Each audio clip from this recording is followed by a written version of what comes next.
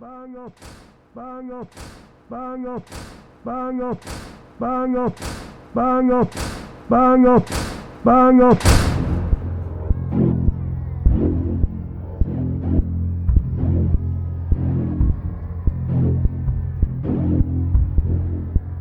Bang up.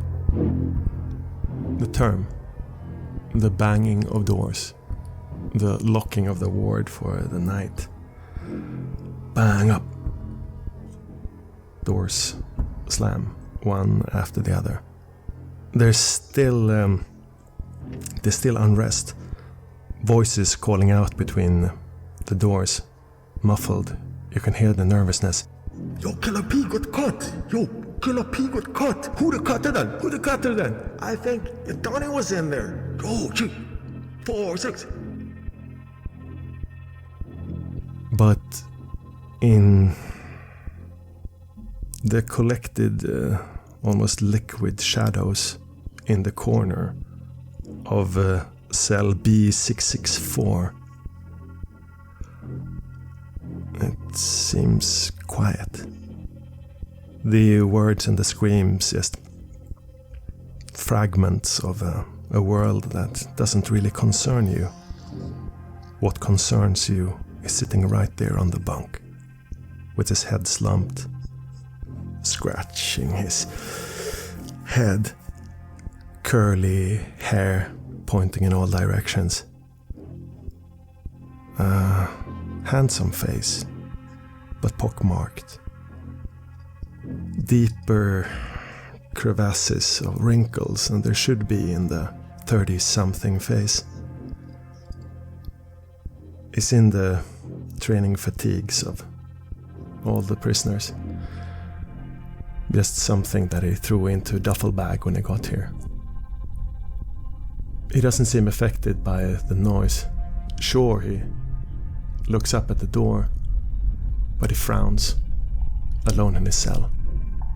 Except for you.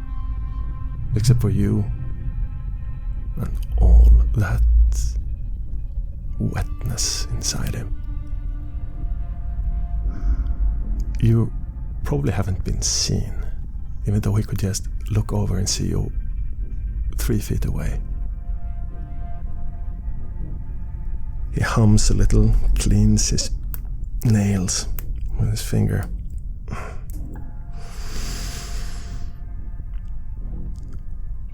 Steps up, paces back and forth in the cell. Somewhere a door bangs. We need more blood. Down in the bedroom now. Now, where the fuck is the nurse? Don't sleep. Don't sleep. Call the night nurse. He's at the window now, looking up. His broad back to you. Just a little sliver of daylight left. 7 o'clock. Bang up time. How long can you stay here? How long can you be unseen? First I try to calm down. I need to wait. And I am so hungry that I need to wait, because soon he will fall asleep, and then I can take what I need without being noticed, without any risk. And then if I just can wait, I can get through the night, and then I can slip out when the doors open again. It has to be like this. I just need to focus. I can't think about Paul, I can't think about Francis, and I can't think about him, because I just want to rip him up. No, stop, Alice, stop. I'm just gonna sit here. I'm gonna wait. I need to wait. Jesus Christ. Fuck. Scooched down in the corner, you wait. It is hard filling your head with anything but exactly the things that you need to avoid. Your body is almost vibrating. It is empty It shakes a little bit. It's rare, this intimate physical sensation of losing control of your body. How long will it take until you lose control of the shadows around you, of his attention?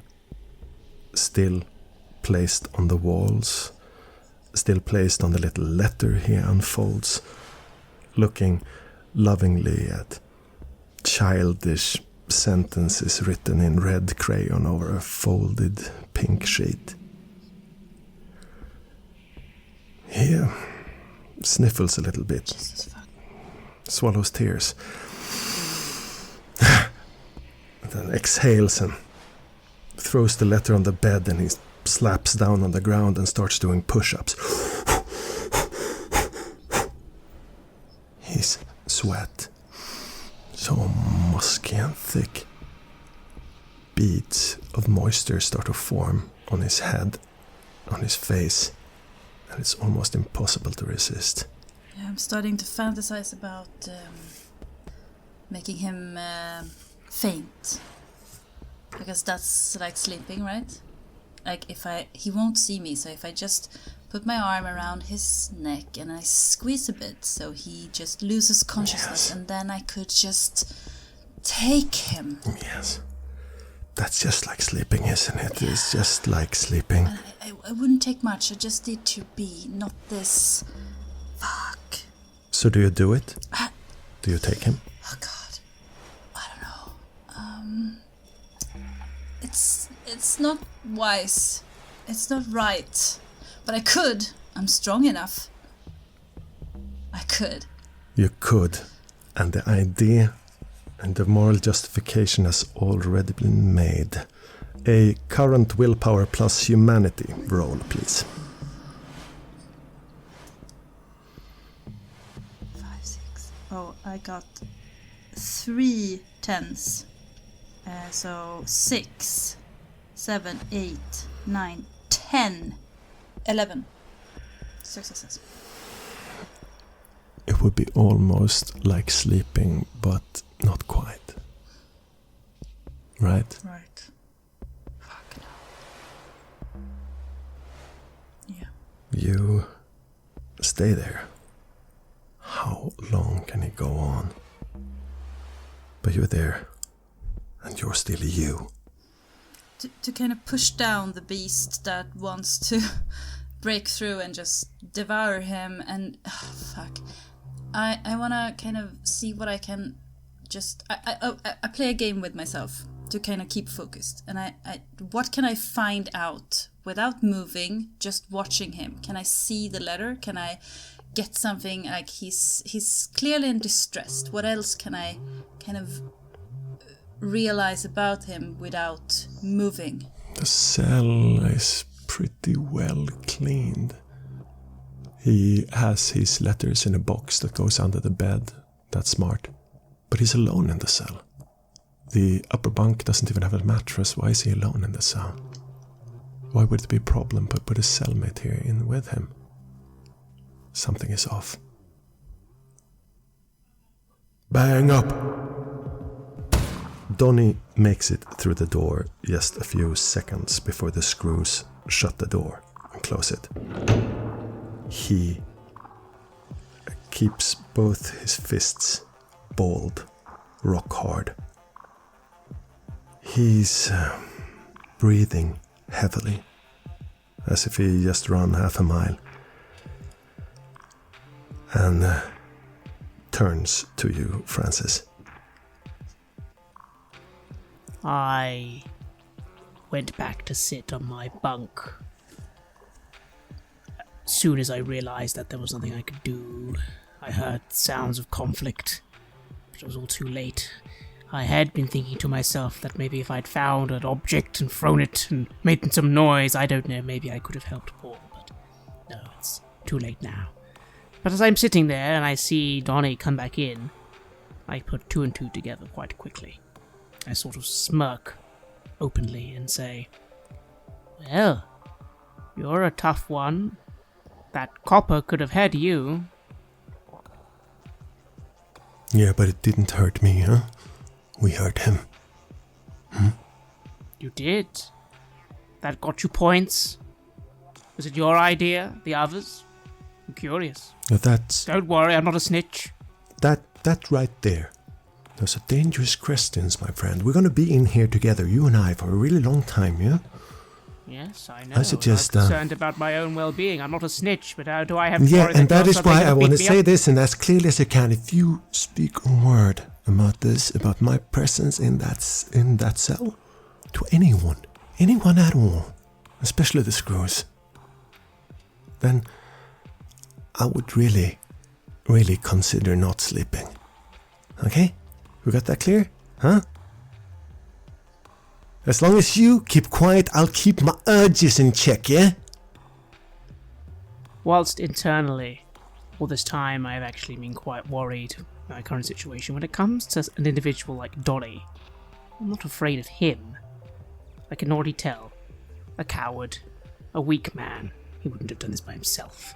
So I actually smirk quite confidently and say, Donny, why the fuck would I want to have you attack me in the night? Of course I'm not going to tell anyone, but less of the threats, yes? You sleep as well sometimes. I am a doctor, you know. Maybe I did do the malpractice, eh? He exhales sharply and his eyes turn to slits. Blue eyes looking at you. Judging you. Looking up and down. Slow wheels turning inside the thick skull. A intimidation plus intelligence, please. Could I perhaps use subterfuge instead? Yes, you can. As I imagine it's less me being intimidating and more me flat out lying that I would be able to do something to him. Although admittedly, I do hate his guts.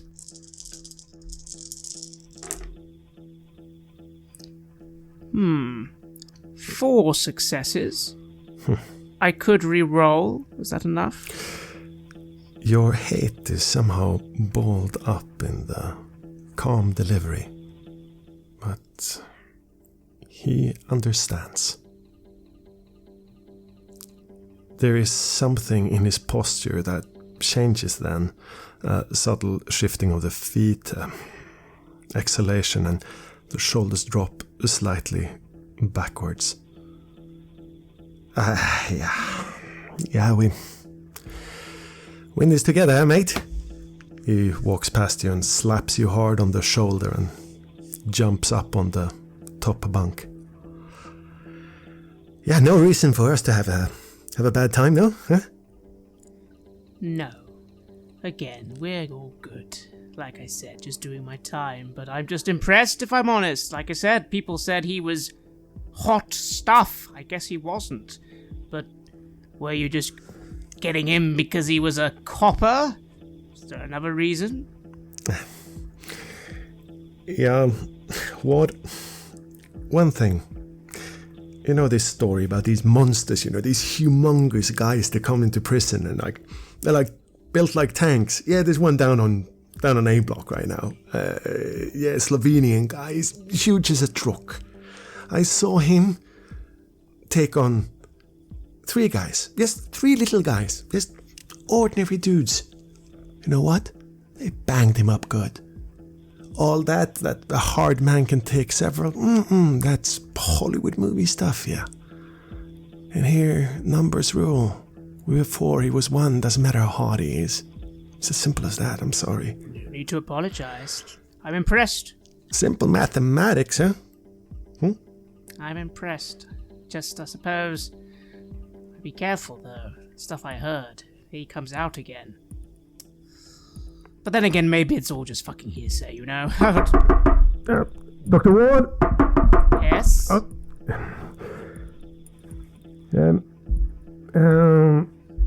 22 Ward? Yes? Here! The hatch opens and a short screw, broad grey hair, eyes moving, a bit in a panic, big mustachio covering a full set of lips. You're needed in the medical unit, sir. It says right here on your sheet that you have medical skills and you have been pre-approved for the medical unit. So if you would just be kind to come here, step away from the door, please.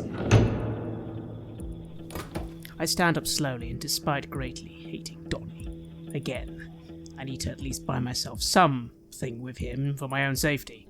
I say, looking at him and looking at the screw, I have to do this? I'm not entirely sure. Am I still a doctor? I thought I was under arrest. Officially, your work doesn't really start until next week. I'm fully aware of this, but we have a problem. We have two people simultaneously in the ward, and one has cutting injuries and the other quite severe broken limbs from a fall onto the suicide netting. And accidentally stabbing himself with a sharp object. So, and we can't really deal with the both of them.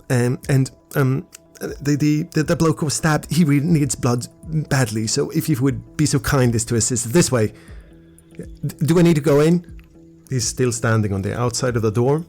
The door is open and he motions you out. There's two other larger screws in the back.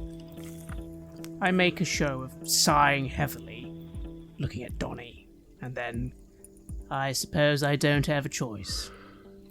Do I, Donny? Eh? He looks up into the ceiling and he rolls his eyes.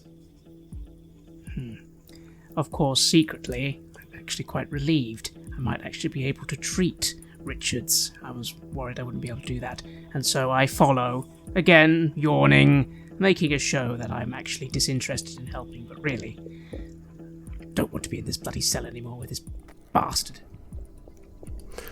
Moving along the landing alone with the screws is a bit of a surreal experience. Every time the cells are open, there's so much noise and so much motion out here. Now, nothing. Only the impotent, muffled screams and bangings from some cells somewhere. The screws take you to the middle of the radial, through the star, by the way of a couple of locked doors, out into a long corridor that is its sides covered with cork boards and doorways that leads to cleaning closets and similar things. There's a signage saying chapel and med unit halfway down. They rush you along, but make no effort to put you in handcuffs or anything like that. 3 of them paying close attention to you is deemed enough, and somehow you're considered a trusted enough prisoner to work in the medical unit, so it's gotta come from something. You approach the last couple of doors as somebody buzzes you in. There's banging, slamming, and then you can hear the screams. It's not Richards. Thank God. It's that other guy, the punk who fell on the landing. He's screaming loudly as you come into the medical unit. The main room is long with 3 or 4 doors, 2 of them open, into separate care rooms.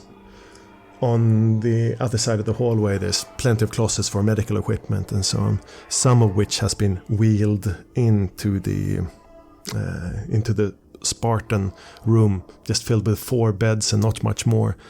But now also with a confused nurse, 2 screws, and a screaming, bloody, thin man screaming his arms out while screws are holding him down while the nurse tries to set his leg. Richards is lying alone on one of the other beds.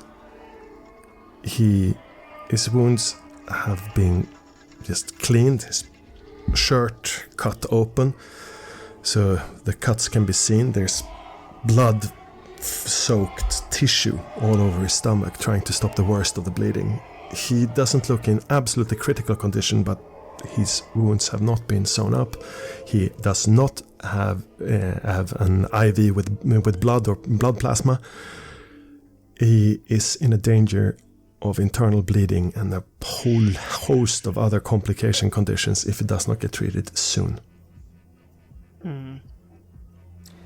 My eyes go between Richards and this inmate. I look around the room as well. It's just a nurse. I openly say, "Where's the doctor? You have a doctor normally on staff, don't you?" She looks over her shoulder. Pale blonde hair, a little stub nose, high cheekbones, very fair complexion, maybe 25. Yeah, he's in tomorrow. Yeah, I tried to reach him, not possible. Other nurses out. You're a trusted inmate, yes? Right there. Blood is in the cabinet over there. Marked 4. Okay? I sigh and head over to the blood cabinet. I take out the necessary equipment, and then I go to the screaming man. After all, unfortunately, he is a priority patient, and I can't show favoritism to Richards just yet. I look down at him, not at all caring about his screaming, or even who he is, but I will examine him. Let's see, what does he need? Yeah, it's not at all sure that he needs blood. From the cuts on Richard, is more likely that he does. This guy, yes, he does have a quite nasty knife wound in his leg. Weird angle, like he sat down on a knife rather than being cut by it. But it's not into the aorta, and it's not really threatening. No more than half an inch deep either. Why isn't this man sedated? You have anesthesia? Yes, sedate the man. He's in agony. 2 of the screws are holding him down while the nurse is holding the leg. Yeah. She's picking up a syringe from a metal table and jamming it into the side of his neck. And he goes a little more quiet. The desperate screams turning more to muffled gurgles.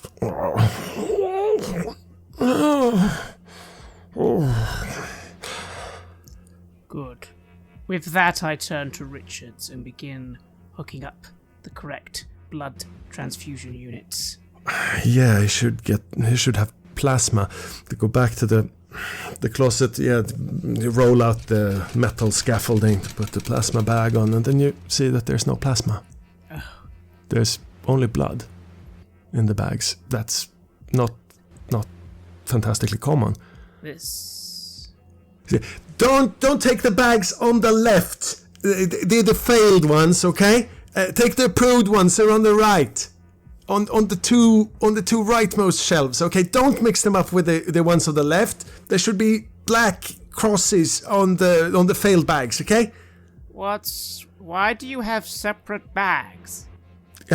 Some of them have drugs and shit in them, of course. I take a moment as I go over to the correct bags, just to look at the bag I was holding and then compare it to the different one I'm getting. Yeah, the one you took it has a marker X on the printed label. The label is marked 524 C524/12 Bartholomew. Huh.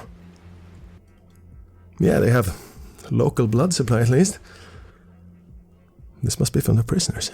I make a mental note of the name Bartholomew. Do I think the number before that is the prisoner number, or it's something else? Yeah, it's probably cell and prisoner number. Cell and prisoner Bartholomew.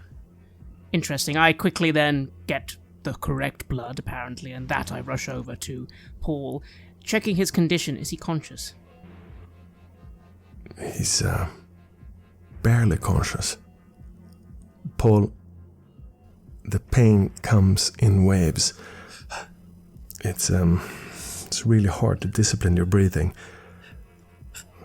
Pain is everywhere. You sink in and out of like a mellow dark, soft sleep and sharp, jagged wakefulness. You see, Francis' face, this must be the dream. But he's there looking at you, standing with a blood bag in his hands. This must be some sort of symbolic dream or something. But it's right there. Do you say something? Forgive me, Father. I've sinned. I used what was given to me in egotistical defense. I wrinkle my nose as I hear some of this muttering, but perhaps not all of it. As I am attaching the needle to his arm, I lean in just for a second and whisper, "God forgives all sins, Paul. Sleep, sleep, sleep. Don't move." Thank you. Thank you. The IV is hooked up. He's getting blood for what is lost, some of which is spread on the floor under the bed. What's the rest of his condition? The wound's been cleaned, the knife obviously not... There's no debris. It's just a case now of blood and time. Stitches, that sort of thing. Stitches. Stitches most of all. Shit. You look at his belly and torso. Shit, there must be more than 24 cuts. Most of them are surface. Looks like he managed to squirm away out of most of them. But at least 4 of 5 have gone deep, making some major tissue damage. It's going to take a while to recuperate, but he's been lucky. He's been dead lucky. Nothing vital's been hit. Yes, just a little higher or a little lower there. Luck is on his side, although I don't know how lucky this is. Nurse! I require more stitching here. This is shoddy work. Come on, quickly. She steps up from her preliminary care for the inmate's broken leg and turns over to you. She takes out the curved needles and sewing equipment. Thank you for the assistance. It's damn hard getting people for these shifts. Damn hard getting people this job, period. What did you... You know? What error did you make to end up here? No error. It might sound stupid, but, somebody's gotta help these people, right? Somebody's gotta help you people, right? Because you're people. Huh? I guess I have a too good upbringing or something. I actually turned down a job at the hospital for this, believe it or not. I do find that hard to believe, but I guess you're just a good person. I personally wouldn't classify some of the people in here as people. Anyway, keep your eye on the stitching. That's better. Focus on the torso there. And I do my best to make Paul comfortable. She bites down her sharp words that she surely has in store for you, frowning instead and concentrating on the work. Funny, the bleeding is really subsiding fast. I guess he really didn't even hit a major artery. That is actually extremely lucky. Yes, yeah, really lucky. Really, really lucky. There was a lot of... Yep. Yeah, that should do it. Yeah, lucky. I frown a little to myself then, and I step away, going back to the man with the broken leg. As I go to him and look at that leg wound, I remark to one of the screws, "What caused this wound here? Did he get it when he fell?" Yeah, funniest thing then. It's the screw with the mustachio. You saw him coming out of that kill box that is set up for this mate here. And then he just fucking flings himself off the side of the railing and goes BAM! Down on the suicide netting. And in his hand he has this bloody big crucifix or something. So he got it stuck near his ass, you see. Yeah, that's where that poke come from. Yeah. I don't really know what he was doing up there on the landing. Looked more like... I mean, fuck me, but it did look like he was pushed more than anything else. Oh, I see. A crucifix? Is that... Where's that? Isn't that contraband? Have you confiscated it? It is contraband. Well, I guess when he wakes up, he's going to be a little spot of trouble, assaulting another inmate and carrying contraband. Yes, don't you mind that 374 ward, yeah? Oh, I'm sorry. Believe it or not, I used to understand how your line of work worked, but never mind. I look down at the man. To be perfectly honest, I don't really care if he's comfortable or well. I do the bare minimum for him. Make sure he's not going to die. As you work with your back turned to Paul, the blood from the bag dribbles, drop by drop, into his veins. And in there he falls into a deeper slumber. You're with your family, Paul. It's Saturday, you think. Somewhere in the afternoon, you're waiting outside of a sports complex in your car. Who of your family are in there? Who are you waiting for out there? Well, it's going to be Sloan and John, of course. They're my prime baseballers. And Philip is in the car, though he asked to stay home. He is looking into a magazine with these figures of war, whatever they're actually called. Is it just a normal car, so we won't have everyone with us? No, not everyone today. It is a big car though. All of the family's cars have at least 6 seats.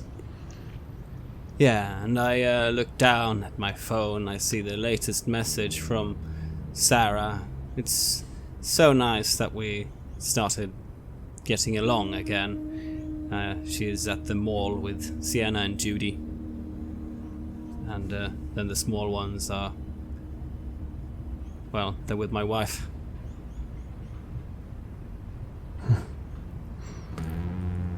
It's one of those moments it feels like it's meaningful somehow. You hold on to it. You being the dutiful father, waiting for your boys to come out. And there they are, smiling, waving at you. I feel pride. They really are dedicated. Even when I can't come to see them game. Well, I think Sophia was going to come today and film it for me. Can't wait to see it, but first I want to hear it from them. What happened? Who scored what? Who was the fastest runner? I know they're gonna compete for attention, and I look forward to it. It's comforting hearing them blabber, talking over each other enthusiastically. But somehow, the moment has gone, and you know it's not real. You know that somehow you feel that there's no baseball practice for them anymore. And Sarah's definitely not at the mall with Sienna. She's sitting on a train, looking out. Rain is hammering. She's crying. She has a small book. She turns the page and writes, "Hi, Dad. I think this is the 50th letter I write to you. I don't know if I'm going to send this one. But I want you to know that I miss you. I can't tell Mom. She won't let me mention your name. But I miss you. Damn. Dad, hold on. Slowly, gently, my heart breaks.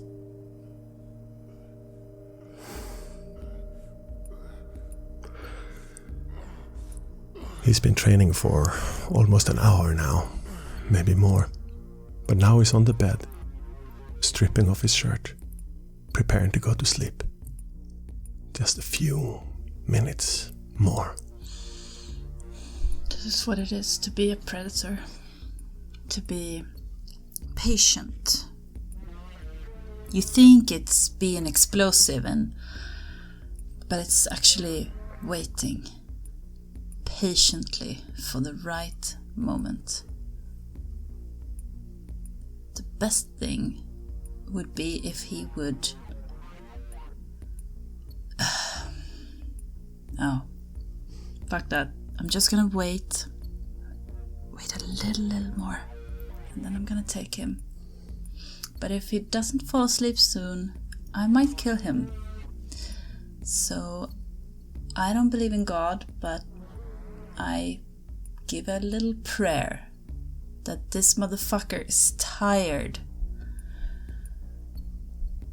and will fall asleep soon. Jesus Christ.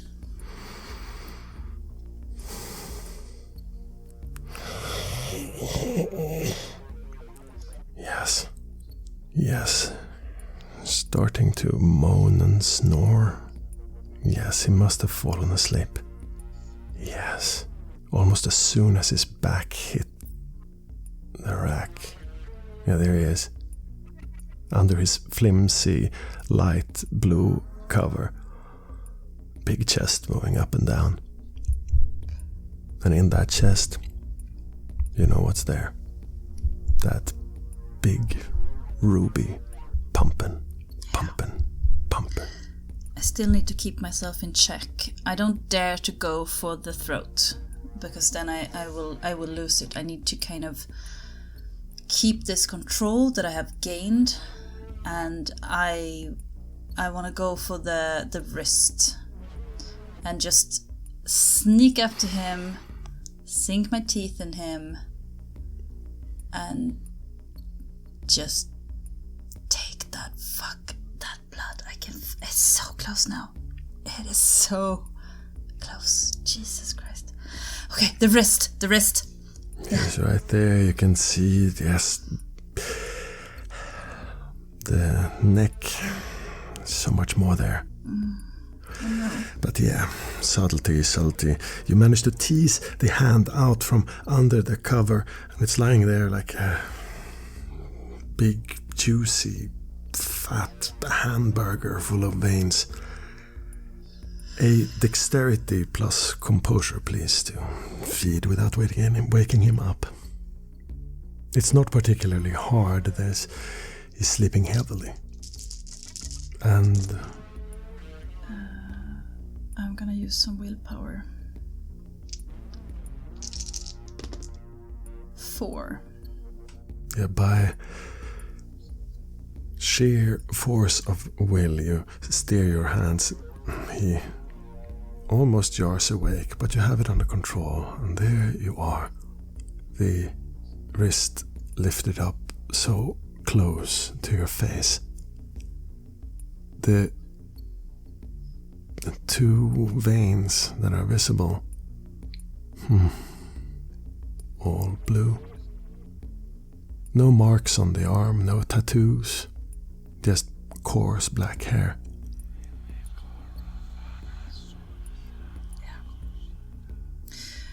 I take one more breath, just force myself to keep the control 1 second longer, and then I bite the fuck down into that wrist. He just seems to sink deeper into sleep as you sink deep into him. It's tempting to tear. It's tempting to rip, to make it flow faster. that little trickle. Slow. It's sharp, tangy. Almost lemony, more delicate than you would have expected from him. There's an undertone of anger and sadness, power and rage in that blood, but it's subtle, deep within. You see for a moment a hand on an envelope, shoving it into a postbox. You see, for a minute, a white Ziploc bag filled with a lumpy, jello-y white powder changing hands. You see, for a quick moment, the butt of a gun shoved into trainers. You see, just for a second, somebody dying at your feet. Flashes, moments. Ingrained scars that have been locked in the blood.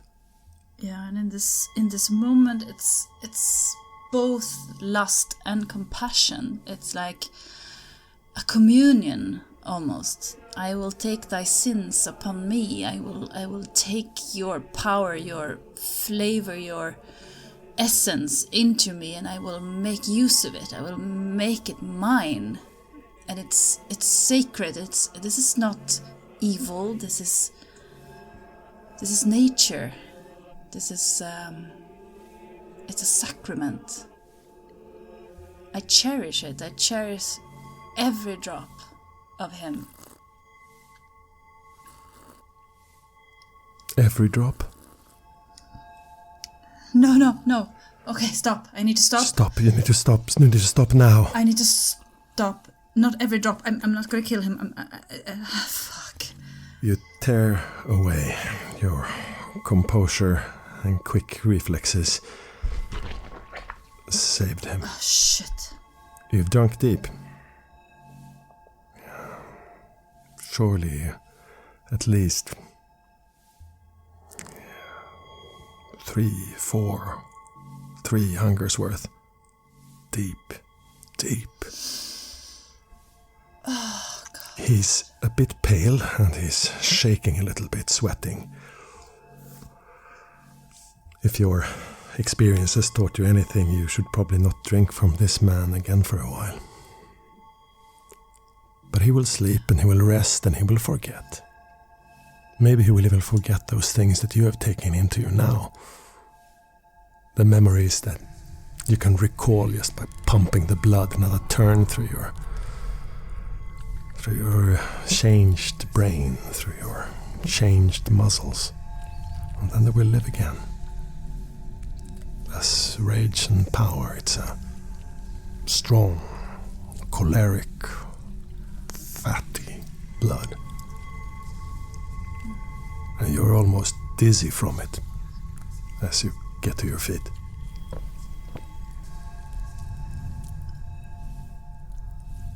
And I need to stay here, and I need to stay hidden, so I can't fall asleep. That's great, because it's nighttime. Oh, falling asleep is not gonna be a thing on this blood. That much is for sure. It's way too hot. I'm gonna try to... I mean, he's sleeping, and we are alone in here, so I don't have to stay hidden right now, because there's no cameras, so I could kind of relax in the dark. I'm gonna watch him, so A, he won't die. 2, he won't wake up on me and actually realize I'm there. But then I need to, did I get something from this blood? Is there something, what can I do with it? And I also, I'm still curious about this guy. Like, he's... Yeah, as you pace back and forth, it's hard to keep still. Yeah, the resonance is choleric, and that choleric blood you could easily channel into some of the strength, the potency of him. those memories of business, of manipulation, of callousness, of the grind, they could turn useful. Can I figure out his name at least? It's oh, there. Somebody. Oh,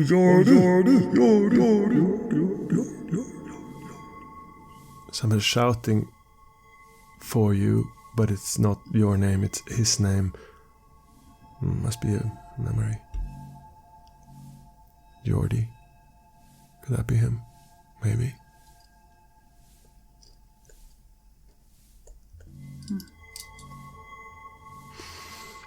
It's really hard to keep still.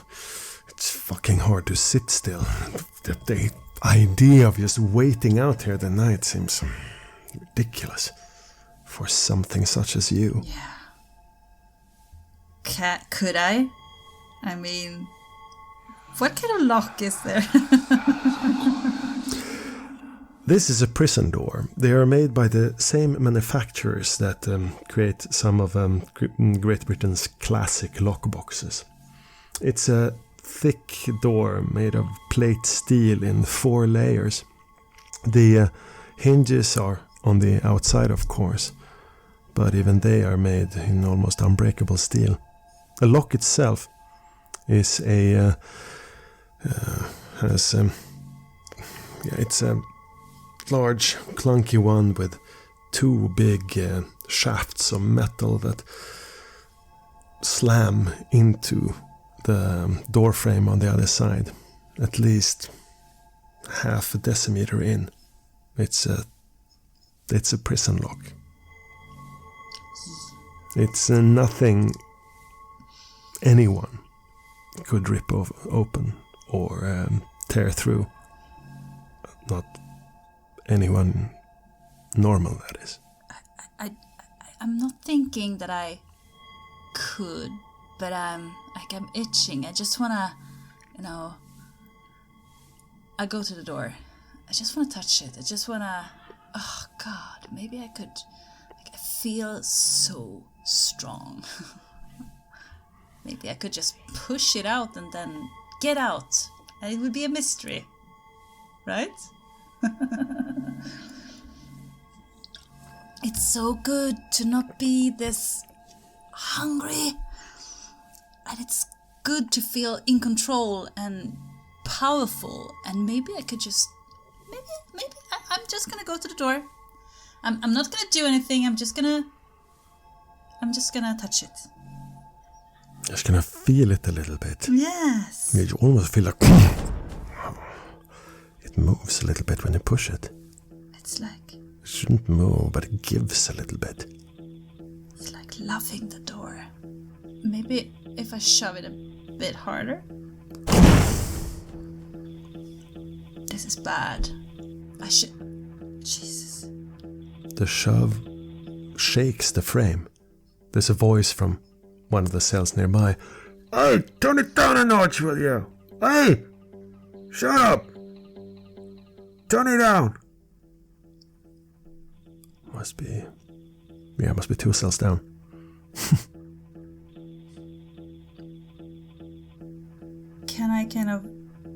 Could I break it up without, waking the whole prison up?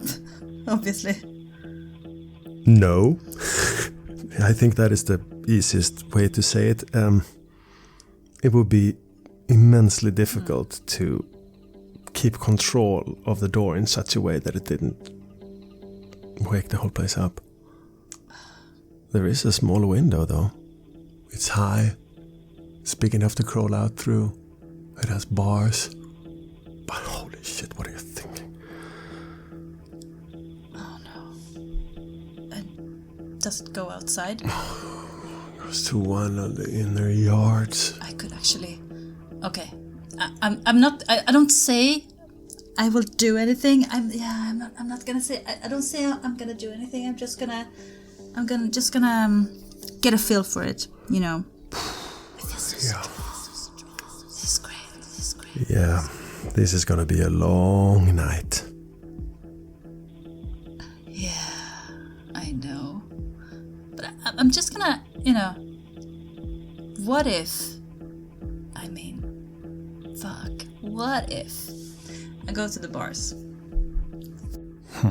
Yeah, you stand on there's a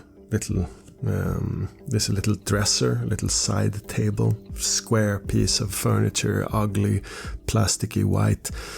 If you stand on that, you can reach just to the bars. It's a weird angle, not really one where you can get a lot of traction, but the bars are cold and they make you think again.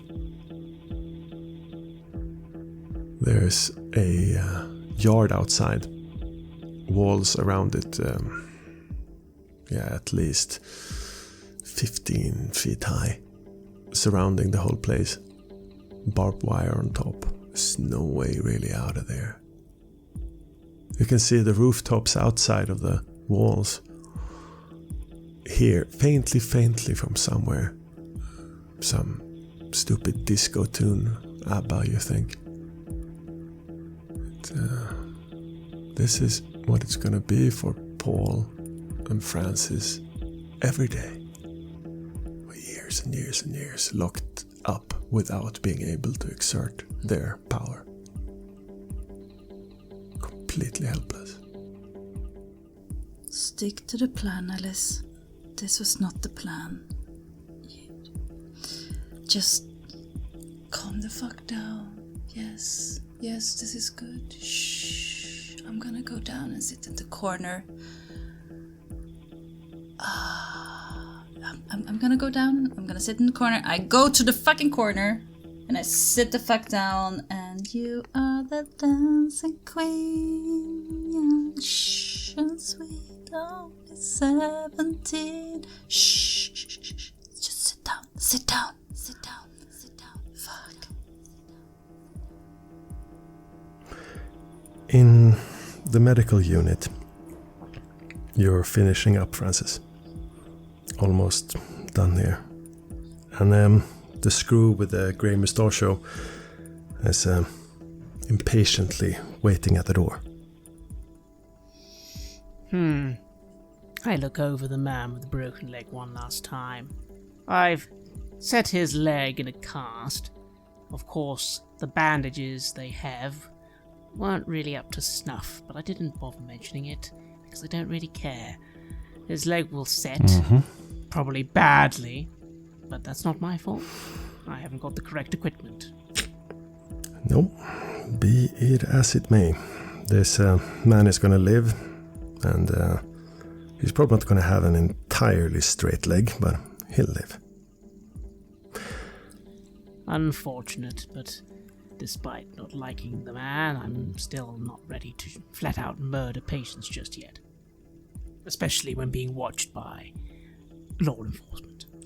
As I am getting ready to leave, I go to wash my hands at the sink, and I do my very best to just quickly assess this place. I glance over at that cabinet, the one with the blood bags for Bartholomew. Did they all say that, the special bags? Did they have different names? No, they have different names. You, as the water runs cold over your hands, you struggle to recall. And intelligence plus medicine, and you will recall more of the labels.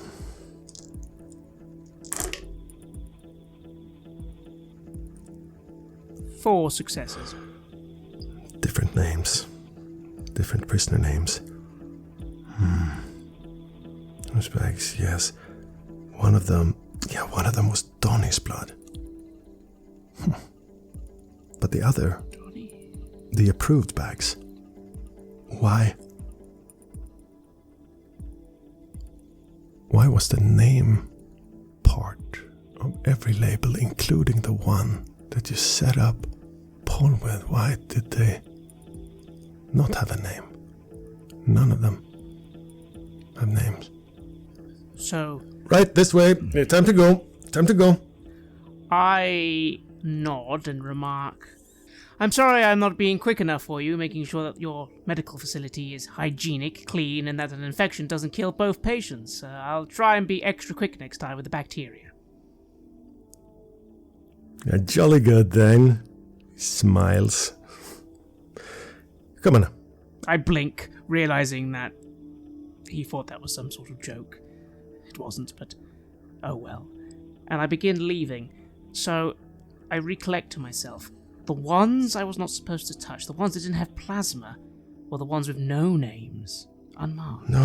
Yeah, the ones that you took were the ones with no names. The approved ones had no names, but all of the failed ones had prisoners' names on it. You pass by Paul's bed.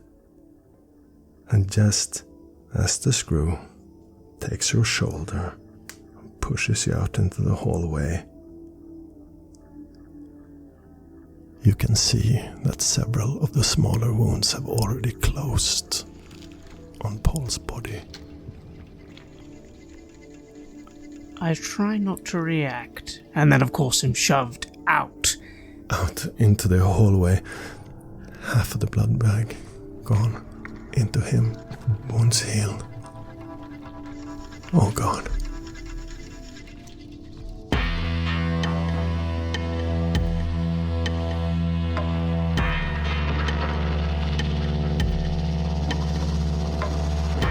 You have listened to an episode of Red Moon Roleplaying, where we play the 3rd season of the chronicle No Man is an Island for Vampire the Masquerade 5th edition. Our storyteller was Martin Ericsson. We were also joined by Anna-Karin Linder. The music was created by Lola Zaza, and the sound effects are from the fine folks at freesound.org, zapsplat.com, and Sirenscape. We would like to give massive thanks to our champions of the Red Moon, Martin Heuschober, Nastasia Raulerson, Simon Cooper, David, Julia, Camilla, Ludwig Manford, Bob Lange, Julián, Cameron, Ryan F., and Xabier for their generous support. And we'd of course also like to thank all of our other patrons. Without your support, the show would not be possible. If you want to support our work, please check us out on Patreon. You can get access to bonus campaigns for Cult of Divinity Lost and Coriolis there, as well as get early and raw access to all of our recordings. You can also hear your name read on the show as a champion of the Red Moon, as well as play Cult with us. Most importantly, that support is what keeps the show going, so do check us out there. And remember, death is not the end.